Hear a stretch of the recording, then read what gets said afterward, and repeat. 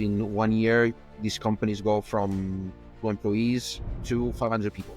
So not only you have to do the hiring, but then you have to think about how these people will work together. These are essentially future unicorns, future national champions, where most of them will succeed. Enrico Milovan is the Scaleup Acceleration Head of the incubator dedicated to help PIF's companies launching and scaling in their first year of life. The PIF is the $925 billion public investment fund of Saudi Arabia and one of the largest funds in the world. The PIF has built 99 major companies, including giga projects like Neom, a high-tech new city built in the desert, and Qiddiya, a multi-billion-dollar entertainment destination, set to be the world's largest entertainment city. With Neom, you're basically creating a new city with a different jurisdiction in the middle of nowhere with these cutting-edge technologies. You need to make it work. Enrico has also worked in strategy for Accenture, PwC, and Deloitte, and run major innovation and venture building projects with Ford, AXA, Jelify, and Credit Suisse. So you start from zero, 100 million in the bank, and then from tomorrow you need to build a huge company that's gonna create billions of revenue. How does it work? Don't understand that this is not a short-term game. They don't understand that you will need to fail.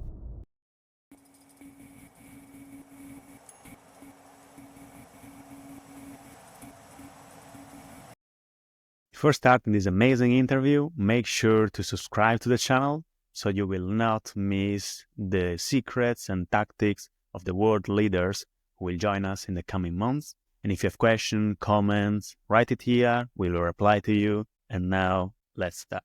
Enrico, tell us, when it comes to building new ventures, how the public investment fund model works? So the model is very different from a typical accelerator incubator that you would find, in the wider market in other regions, where you're essentially trying to build a large number of startups, where most of them will probably fail. We all know the typical failure rates, whether it's 80, 90% or 95, and then you hope for that 5 or 10% to return your investment for all the other ones. Here, the model is different. In fact, it's the exact opposite, where all of the ventures, I call them ventures, but I don't know if it's the right name. These are essentially future unicorns, future national champions, where most of them will succeed to different degrees, but essentially PIF is building the infrastructure of the country. So it starts these businesses, these ventures from scratch, but with a lot of with a feasibility study beforehand to understand whether this is indeed a good idea, whether this is indeed something that will have an impact economically on the country, and two, with a lot of funding. So this is very important because as I said, you're trying to build the future of Saudi Arabia. One of the main goals within Vision 2030 is to diversify from oil and create a sustainable national economy. So these ventures are instrumental to achieve that. Clear. And then within all this vision, you're focusing more on accelerating these new ventures. How you accelerate these new ventures? Yeah, so we provide 3 things essentially. One is office space. 2 is what I call the nuts and bolts for any company really to operate. But these nuts and bolts need to be a little bit more sophisticated than, again, the typical startup, because for certain that you're going to be growing very fast for the next few years. But definitely. By the way, we focus very much on the first year and a half of the birth and growth of these companies. So we give them office space. We give them the basic abilities for them to operate. So a mix of advisory and services and IT in different areas. So procurement, HR, finance, IT, accounting. We call this minimum viable operations. So the basic to hire people, to float RFPs, to pay suppliers, etc. We take care of the company brainstorming, and so on. The visa side of things for employees. And then there is a third area, which is the newest area within this offering, which is the area that also I'm more involved in, which is the, let's call it, more of advisory type of services. And it's also the stuff that maybe moves the needle a little bit more. Of course, you need to have a good procurement platform. Otherwise, you can't go out the market to purchase services and solutions from third parties. But is that really going to make or break your company? Probably not. So it's absolutely fundamental, but especially in the longer term, it's not really what makes or breaks the company. So we offer services like strategy, but it's not the typical strategy, 1,000 pages from McKinsey and BCG, but much more, but it's not PMO either. It's something in between where we actually take the strategy, we execute the strategy, and we try to develop a strategy that maybe starts with that big deck from the big three, but then makes it a lot more practical. Also, go to market in some cases, although sometimes it's a bit, because of what I said before, it's a little bit too early for these companies to think about that. Also, people and culture is a really, really big theme, because you are in a situation where you're essentially hiring a lot of people very quickly. Sometimes in 1 year, these companies go from 2 employees to 500 people. So not only you have to do the hiring, but then you have to think about how these people will work together. People who have never worked together before, who come from different countries, different industries, sometimes different work cultures. And so how do you create an harmonious and cohesive culture and set of values that everybody believes in? What else? Leadership coaching. So this is related to people and culture, but more specific for the leadership team. A little bit of innovation sometimes, ideation we do. And then a very important aspect as well is facilitation. So there are many situations where, because we work in an environment where there is a lot of ambiguity, sure, what you need, where you need to get to. If we're building an airline, for example, Riyadh Air is one of the companies that we have supported. So in 3 years, you need to have a plane in the sky and a bunch of customers, but how are you going to get there?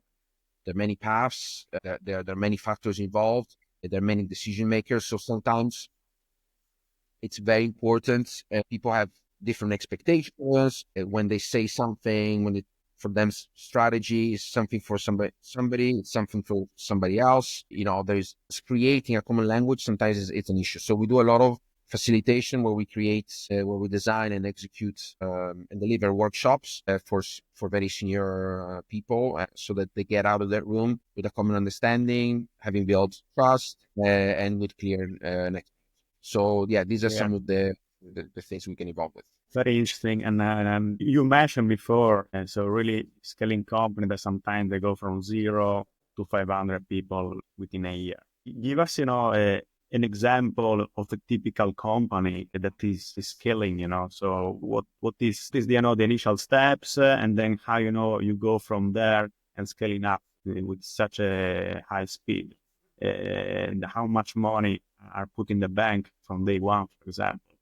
Can you give us, the typical journey of this new venture? Well, let's start by saying that there isn't a typical journey, because every company, you go from really, really big company / projects, especially when it comes to, for example, real estate or some of the Riyadh Air, as I mentioned, or King Salman Airport. So as you can imagine, these are massive projects, very capital heavy, and with an unexpected launch date that is maybe 5, 6, or in some cases even 10 or 15 years ahead. And in some cases, it's not 15 years, it's 15 months. It's different types of business, different industries, time to market. So there isn't a typical journey, but usually the beginning is very operational heavy, if we can call it that. So it's not about the big strategy. It's not about. It's really, even office space. That is a big issue, because Saudi Arabia is growing very rapidly. The demand for offices is growing more quickly than growing more quickly than extra supply. So even that, how do I want to have my people all together? Maybe it's or in 3 months, I know we're going to be 50 people. I want them to be all together. How do I find an office for 50 people in a nice place like Taft, where kind of some of the biggest companies are placed? So there is a rush for that. There is a rush then to develop all the other things that I mentioned before. So I want to issue an RFP as quickly as possible because I don't know, I need some consultancy. I want to hire people. So how do we build the right procurement capability? So it's all very operational, and what makes complex is a number of things. The speed by which you have to do that, you have to do it really quickly. People want things by yesterday, so you have to do it quickly. All of this you're doing with people who are working together for the first time. So both the employees of that company are new to each other and they're new to you. So you've never really done, obviously. All these pieces of the puzzle are connected. So procurement, HR, finance, etc., digital are all connected. So you have to build something that makes sense for the other pieces. Yeah. So there are some there are some major challenges, no? And also you have to build it in a way that is scalable, because at the beginning it's two people, then in 6 months it will be 50 people, and then in 1 year it will be 200 people. So how do you build that quickly, but also making sure that whatever you built meets the needs of these companies at these different stages, which is hyper growth. I mean, even if we exclude maybe some of the biggest successes now of startups in the world, maybe the top 0.1%, even a startup doesn't grow that quickly. I mean, it's a bit of a myth that some of these startups explode. Sure, it happens, but normal startups can go easily 2-3 years with maybe 5-6 people as a core team, and then grow. No, but so this is very unique. Yeah, and here it's also very challenging. Definitely, probably identify the right people to develop this company, because it's something the middle between a large multinational and also a very early stage startup that need to scale up. So how do you find this individual, and who are usually like the characteristic of these individuals? Yeah, you touched on a very important point. Not only you need to find people with experience ideally in that particular industry, you have to find people who are willing to move to Saudi Arabia, which is becoming less of an issue because Saudi Arabia is becoming more and more attractive from a personal perspective. I love being here, and it's been great. So that's less of an issue, but still, maybe some people are still not aware of these changes. And then you have to find exactly what you're saying, this hybrid mindset of, I understand there are some risks that I need to manage. There will be some bureaucracy. There will be many layers of decision making.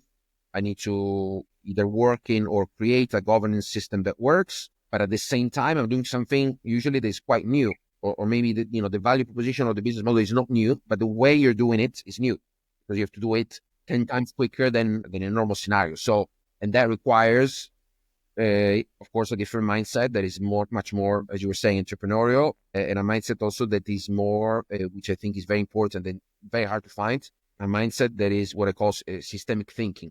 So understanding, okay, if we do this, that's going to have an impact on my colleagues or my suppliers, or it's going to have an impact, I don't know, 3 years down the line, this is going to be a problem. And it's not easy to think like that. So yeah, it's a struggle, and many times actually what happens, especially when it comes to real estate development projects, sometimes these projects are fighting for the same talent, and there are ways now, without going to the specific of how KF is managing that, but absolutely it's not easy. Also because there is Saudization, which is basically a way for the government to protect the local talent by having certain quotas for in every company. There's a certain ratio that you need to have expats to locals, and sometimes hard to find a local talent for that because simply because Saudi Arabia hasn't operated at a certain level economically for such a long period of time. It's been maybe 15 years. So especially you're lacking certain skills, So yeah, it is challenging. I put myself in the shoes of, for example, a CEO of one of these companies. So you start from zero, 100 million in the bank,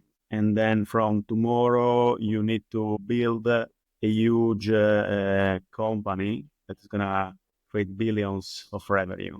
Who are the decision makers? Is it a typical vertical structure in which the CEO decides, or as you said, like more layers of decision making to deliver those results? How does it work? Well, the main centers of decision making are, of course, the management team of the company itself. In some cases, there is a board, depending on the size of the company. In some cases, there is a board, like in any major company. But then you also have another. So actually, there are three in most cases, which is in a way the board of PAF, and it goes down, it goes up all the way to the Crown Prince, Mohammed bin Salman. So some of these CEOs, for some particular decisions or funding rounds, which of course are not the same as the typical VC funding round, but they still go through so that they get all the money at once. No, so for this decision, they deal directly with the companies, and so it can be quite complex because the people go for the board of PF. They don't imagine how many, especially the PF board, how many projects they have to deal with. So sometimes it's not just a case of managing that company, but it's also managing that portfolio. Yeah. See. Especially because through your accelerator as well, they pass major projects, right? Like even the biggest one, like Neon, correct? Yeah, back in the days, this was, we also worked for Neon, for some parts of Neon, because Neon is maybe, don't quote me on this, maybe 8 or 9 years old, maybe 10. But we've started to build most of the capabilities maybe 5 or 6 years ago. So we did some work for the new entities of Neon.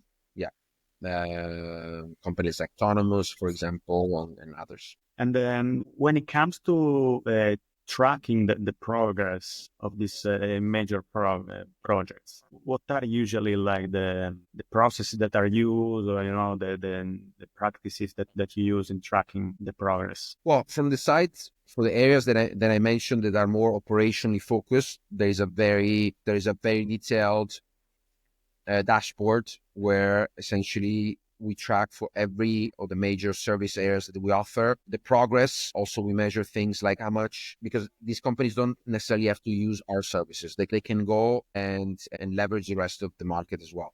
So we also measure how much of that particular service line has been procured or has been given to us versus to the wider market. So and for us, and then we track some major KPIs, which are of time to market, because these companies are not going to market, is time to company registration. So by the time where they really start with nothing, it's just 2 people in a room and a business plan that's been approved, to when the company is actually registered. And then there is another one which is basically when the company has all the bits to operate, all time to minimum viable operation, or something like this. So it's quite comprehensive, and we review this progress together. There is a meeting that we have every month where the senior management and the account manager, because every company is an account manager that basically is that glue between, and is that middle person between the client and all the service line managers and directors. And that account managers will give an overview of what's been happening, and they will discuss potential delays, ways to accelerate. Okay, clear. And then can you give us an example maybe of a specific project that you follow, like from the ground up? You mentioned the airport, or maybe you have other. Yeah, I mean, PF is always very secretive and doesn't like employees to talk too much about specific projects. So I won't go into the details, but the companies that we work with are King Salman Airport, Riyadh Air. We helped with the VOV, which is an esports company. We've done some work for the coffee company of which does both retail, so it's like the Starbucks of Saudi Arabia in a way. A camel milk company. These are the few examples of B2C companies, which is more of the exception. We have done work for aerospace. There's a new aerospace company more focused on, how, for example, imaging, aerospace imaging can help with agriculture, with the real estate projects. We've also done some work for Sear, which is one of the automotive company within the PF group. Evic, which is a company that builds all the charging stations for electric vehicles, which at the moment is still it's a very nascent industry, but the plan is to rely more and more on EVs. And then a lot of real estate development projects, which I cannot really talk about, but they're happening a bit everywhere in the country. And also some of them, one of these projects, uh, of course, this is an industry where you start maybe 10 years before everything is even known. So there are a few projects, especially in Riyadh, which we started to support, which are not public yet, but they're massive projects. And in the range of how much would you say the size of the project? Again, I don't want to give specific numbers, but let's just say that, I mean, given some of these industries, by definition, probably the minimum funding, maybe 50 million, 100 million, and probably the minimum size of funding, and then of course we go into the billions. I think the budget for this public, so I think the budget for NEOM was somewhere around 500 billion. So this is so it's from 50 million to 500 billion. I mean, it's a huge range. Enrico, tell us more about this difference between venture capitalist and the PIF approach. Yeah, the main difference is definitely risk. Because we see is banking on the fact that there will be usually one big, hugely successful company that makes up for the other 95% of the companies that fail. So one is risk. We also need to manage risk but in a different way. It's not a risk of will the company succeed or not, but how much will it succeed? And there is still a risk of putting a lot of money from upfront from day one, which is basically completely, the opposite of the mantra of the startup world, where first you need to prove yourself, and then I give you a bit more, and then I give you a bit more, and then I give you if you meet certain targets, if you find traction, if you find product market fit, etc. So here you're just saying, no, here is, it's not exactly like that, because again, even for NEOM, they're different stages, and it's not like 5 billion from day one, but it's a lot more money. So KSA as a country still needs to manage these big bets. Some of them are safer than others. I mean, real estate, traditional real estate in Riyadh, which has which is lacking a lot of, especially for certain type of housing. Like, for example, Roshan is building, which is one of the BF companies. I mean, for me, this is as a risk that is close to zero, because once they put these properties on the market, they're sold the next day. With NEOM, you're basically creating a new city with a different jurisdiction in the middle of nowhere with these cutting edge technologies. You need to make it work. So it's a different type of risk. So it's a risk on the specific venture rather than from a portfolio perspective. Also, the difference is that it's not also a financial game. It's economic and strategic game. So you're building these ventures not just because you want to make a return. In fact, that's not the lens at all for PIF. PIF doesn't build these companies because in 10 years it's going to sell it, it's going to float into the market. Maybe it might happen in some rare cases, I guess, but the main focus is creating something that can develop the national economy, that the non-oil related economy can grow quickly, and as a country can become independent, less dependent on exports, etc. So, and potentially in some industries can even create some globally relevant brands and companies. So, and also just the scale, the amount of capital invested. Well, obviously, I mean, we see even the biggest VC. I mean, I have no idea what the numbers are, but surely it's gonna be so much, so much smaller than what a sovereign wealth fund like PF can deploy. Indeed. And then regarding this exposure, there are a lot of investment now in new emerging technology companies, new innovation in general. Just looking at the 100 billion investment in AI of Saudi Arabia. What's the involvement of PIF? I know it led the round. What's your take on this initiative? Oh, I cannot go into too much detail, but essentially, PIF wants to create the company in the country for AI by pulling resources from other entities, government, semi-government, sometimes even private. Also with partnerships with Google, for example, no, that went public during FII.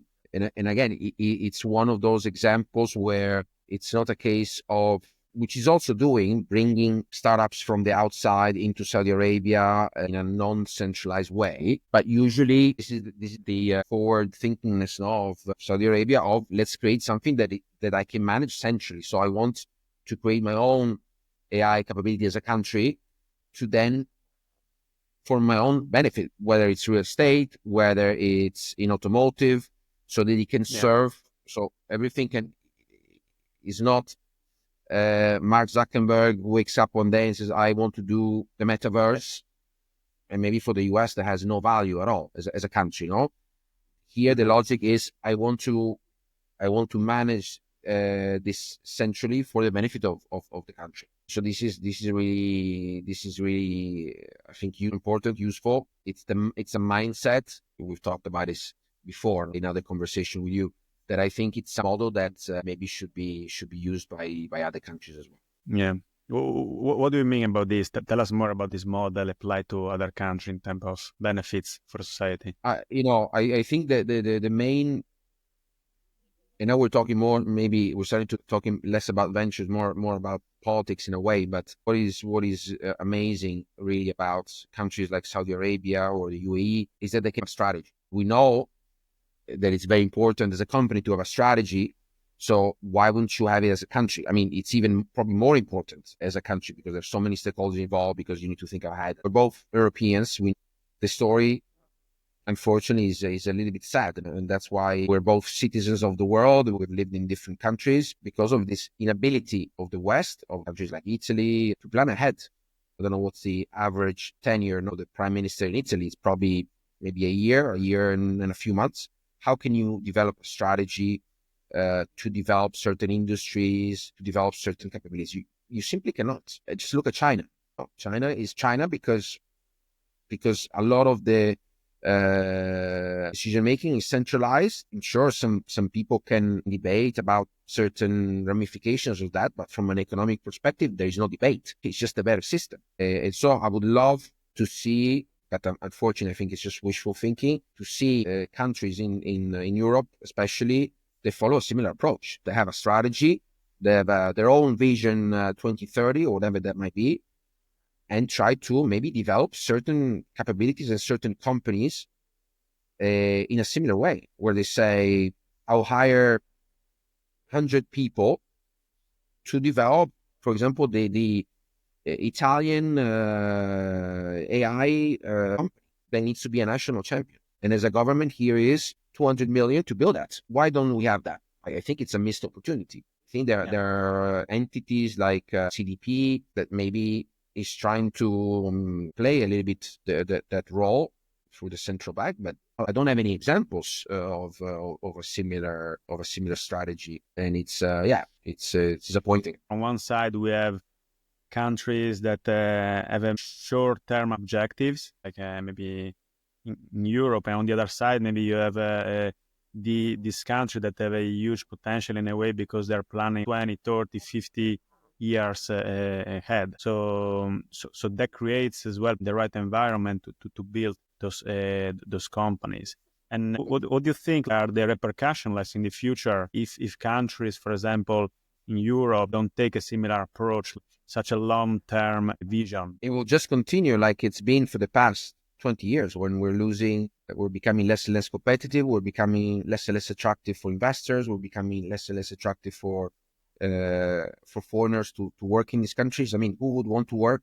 I mean, sure, Italy is a beautiful country, but And I love Italy, but if you are somebody with a good CV, with a good experience, why would you want to work in Italy with a tax system that, yeah, good if you are very young or very old, but everything in the middle will be tough. In Italy, you hear, and I guess this is the same so in the rest of Europe, it's silly fights between politicians, which has no value, absolutely no value. And the other thing you hear is a lot of spending, but not on the future. Spending on the future. How much are we spending on education? How much are we spending on pensions? How much are we spending on healthcare? And maybe we cut a little bit here, we increase a little bit there, then we give some incentives to people at the end of the year. We give them 100 euros so that they feel better. They vote my party again. I mean, this is not a strategy. You never hear what you hear about here in the news here or in the UE where I've lived before is big projects. You'll hear about stuff spending on the future,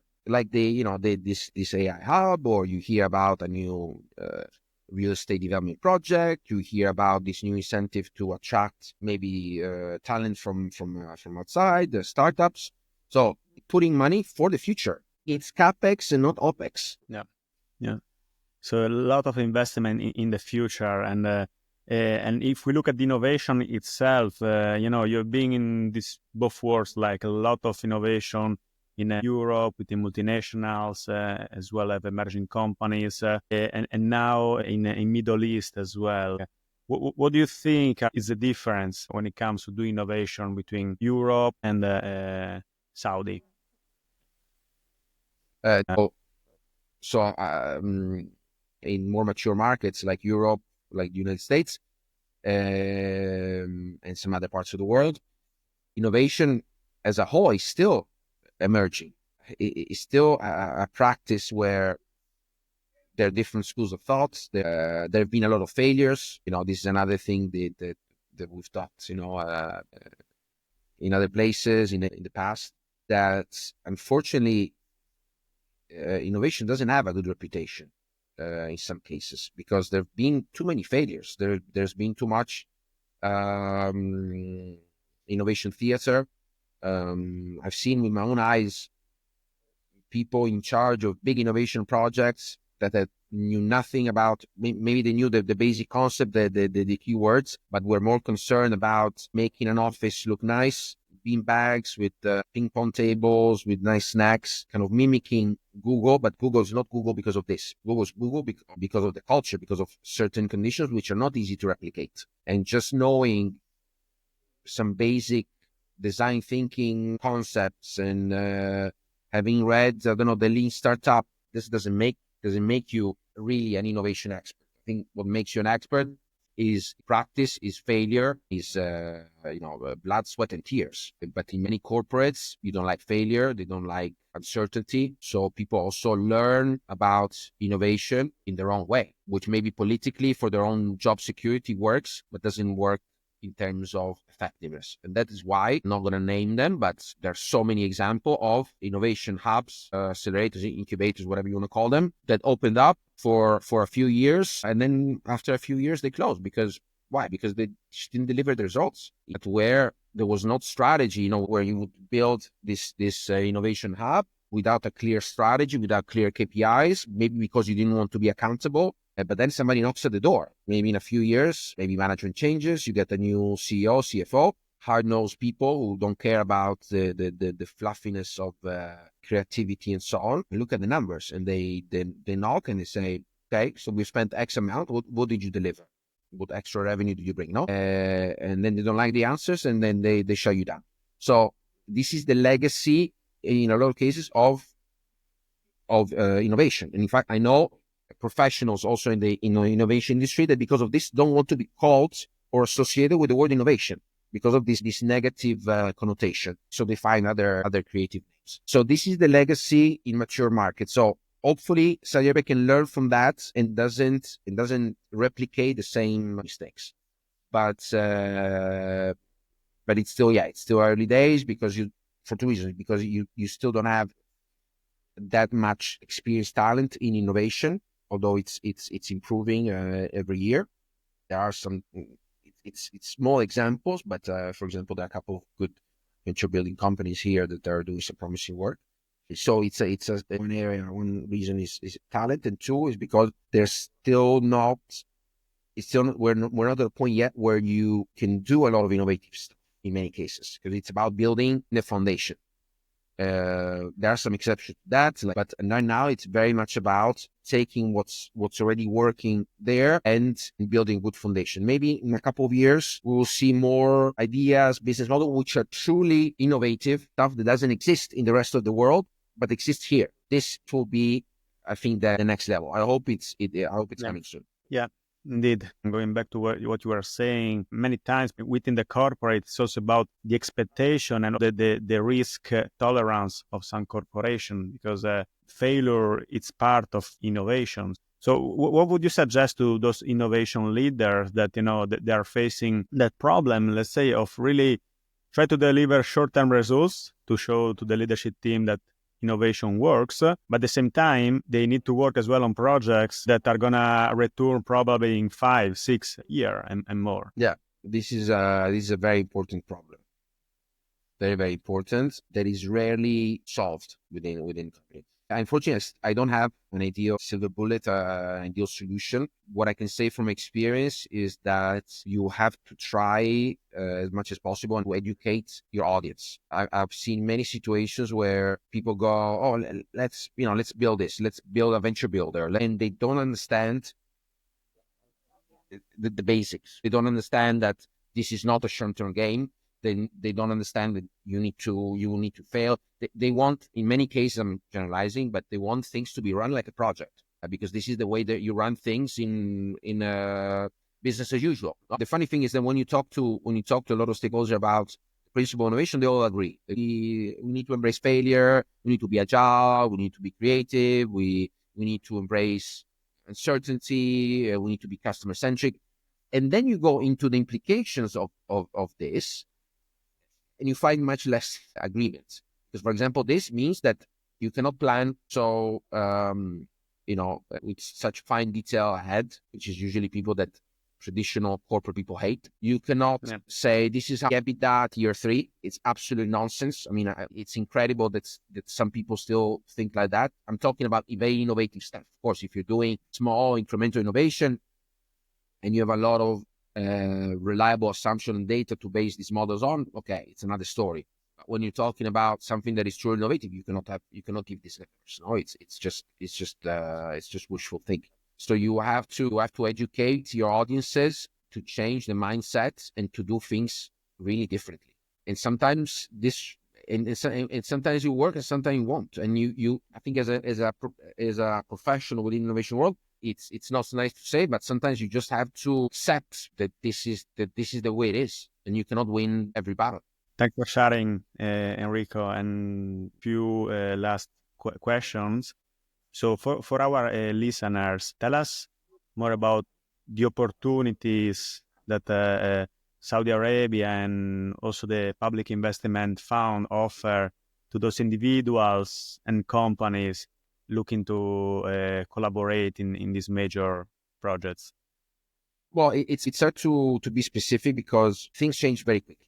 So, until end of 2023, the mindset was a bit like, sky's the limit, let's spend, let's hire. So then things slow down a little bit. 2024, I think, has been the year of rationalization, of thinking a little bit deeper about all this spending. Are we spending in the right areas? Are we maybe over-investing in certain areas? There is definitely a cash flow, as a country, is a bit of a cash flow issue. If we just look at, PF selling some of the shares of Aramco several months ago, and then more recently the shares of STC to have some cash to inject into some of these companies, you understand that maybe there has been a bit of overspending. So now it's a case of, okay, let's cut where we should cut, and maybe let's reallocate into the right areas. By the way, I think as a total, I'm not an expert, but I think as a total spending, it's still growing, but it's reallocating and cutting in some areas. So maybe in a few months, maybe the trend changes a little bit, and you find, I don't know, hundreds of jobs for AI experts. to come into the country. So things are so quickly it changes so quickly here that it's hard to say. But definitely there is a hunger for talent. This country has a very bright future. It's going to grow massively over the next 5 or 6 years and beyond. So if somebody who's not in, or maybe who's not even considering living here, I would suggest to look into what this country is doing, because it's fascinating. As I said before, also from a personal point of view, the standard of living is really, really high. It's a country that is safe, clean, everything works. Saudis are extremely welcoming. It's really, especially as an Italian, they love Italy. So whenever you tell them that you're from Italy, they start a conversation about food and football and so on. So yeah, I would definitely say look into it. It's not going to be easy, especially if you don't have experience, maybe within the region. If you've lived most of your life in Europe, it might not be as easy. There are a lot of people who want to move into KSA, but it's definitely worth looking into it. Amazing. And then looking at the rapid rate of change and the acceleration of technology that is impacting the world today, what concerns you have about the digital future, and also what excites you most? Especially when it comes to AI, I'm a little bit more concerned than excited, because I think the benefits of AI are clear. I don't think we need to, in fact, the potential is even greater than more optimistic people can think about. But what concerns me a little bit is the potential damage that this will make. The other day, somebody was showing me this AI prompt, and you just give them some inputs like your audience, your budget, your current markets, and then this AI creates a strategy. And I thought, wow, you're basically losing all that knowledge of people who can create marketing strategy, as an example, which is a hugely intellectual work and very complex, and we might be losing that to a black box, because also we don't know exactly what's happening in this black box. So made the analogy of, I said, a grandfather could build a house from the ground up. My father can paint the walls, can fix the door, can do some basic plumbing. I can barely change a light bulb. So we've lost all that knowledge. And when it comes to things like that, you say, well, do you really need to have that skill? Okay, we can debate about that. Maybe it's better that we have a system now where houses are prefabricated, and if you don't know how to build a house, then no issue. But when it comes to things like that, where you develop a marketing strategy, I think it's a shame that you're losing that thinking, because I don't want AI. I mean, even if I could have AI to replace that, why would I want to do that? I'm not for artificial intelligence. I'm for human intelligence. So why would I want to delegate something like that to machines? Definitely a wider discussion around what are the potential pitfalls of AI, and specifically and the negative impact it can have on humans. It's something that we need to look into. And to be honest, I don't really hear this discussion very often. Maybe because if you talk about that, you're branded as somebody who's against technology, who's against progress. But I think it's really, really important. Just look at social media. Sure, social media has huge benefits, but it also has, the impact, the negative impact. You're talking about simply young people being able to communicate anymore because they only communicate through social media. There's a friend of mine here who's building an app to help people to meet face to face, because his own son, when he was in his early teens, was going through a period where if you would take his phone away from him, he wouldn't be able to cope. So this is a real example, and I'm afraid that AI will lead to similar and even more potentially damaging. So so I'm totally for AI as a technology, as I said, huge benefits, but we should think about the ramifications. Enrico, thanks a lot for this conversation. It's been a great speaking with you, and definitely we get the chance to speak again in the future. Likewise, thank you so much for inviting me. It's been my pleasure. Thank you for watching this incredible interview. Leave us your comment with what you think about this episode, what you would like to discuss in the future, or any guest suggestion. And remember that you can follow us on social media. You will find in the description the links. Thank you again for your time, and I see you to the next episode.